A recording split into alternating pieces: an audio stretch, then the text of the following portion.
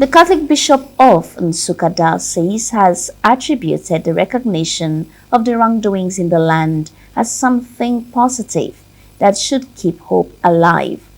He said this in an interview with CTV News crew in Abuja recently. Nigerians will think there is nothing to hope for, but human beings are intrinsically people who hope.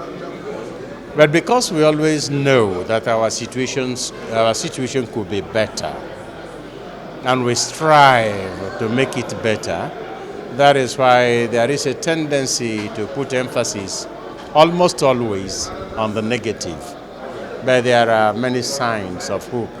Even the frustration of Nigerians about the way things are is in itself a positive sign, because we would really become in a hopeless situation if nobody saw anything wrong with the way things are.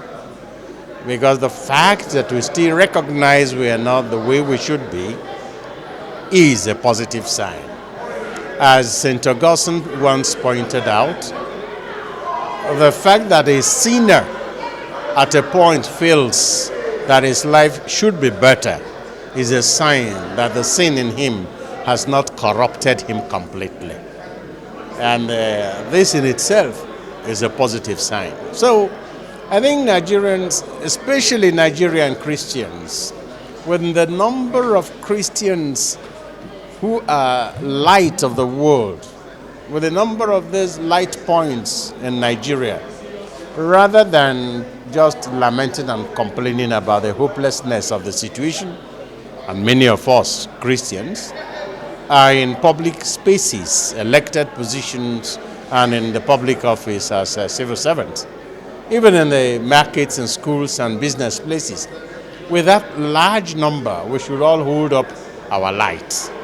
We hold up our light as light of the world, and the rest of Nigerians looking at us will know that there is still hope for this country. He called for a holistic view on injustice as inflicted on Nigerians from different quarters, encouraging equal opportunities for children and all young people. Have you thought of the injustice that the Southerners are doing to themselves? Every Monday their children stay back and they don't go to school, and they sit for the same exams. So the only difference is that the injustice inflicted on the Southerners is inflicted by those called non-government actors, whereas the one inflicted on the children in some northern states is inflicted by government institutions and persons. On the Jubilee Year of Hope, he reminded the faithful that the light of Christ can never be put off.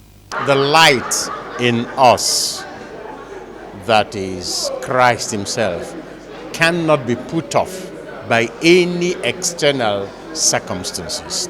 Only we ourselves, by our lack of courage or our sinful life, can shield that light.